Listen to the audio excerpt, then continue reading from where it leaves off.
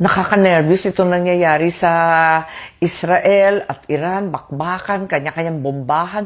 Naku, talagang abala tayo sa ating mga OFW kasi palagay ko hindi magtatapos dyan. Baka kumalat pa, nag-umpisa, ayan, Palestine, Israel, lumawak, naging Southern Lebanon, lumawak pa, naku, damay-damay na, pati Iran na, tapos may bakbakan pa sa tabing Syria.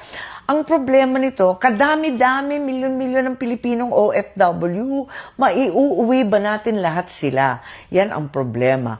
Unang-una, may sasakyan ba? Ngayon na hindi na nagliliparan. Pagkatapos nun, yung mga opisyal lang ang nabalitaan ko na nakalabas. Paano yung milyon-milyon Pilipino, lalo na yung mga nasa kampo, nasa disyerto, nasa malalayong lugar? Naku, dapat likasin natin lahat yan kung paano. Yan ang tanong.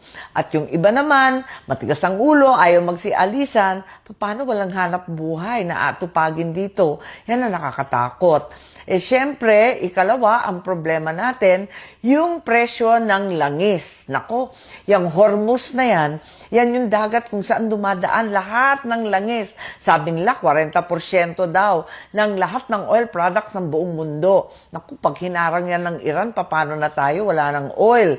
Ayan ang problema. At higit sa lahat, siyempre, yung presyo na magtataasan ng todo-todo pag kinapos.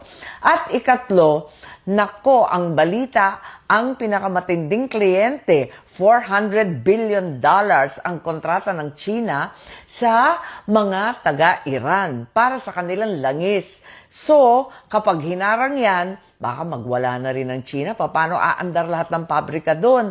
Lahat ng mga sasakyan, ng mga tren nila. Naku, talaga naman, umaasa ang China sa Iranian oil. Yung 400 billion US dollars na kinontrata nila.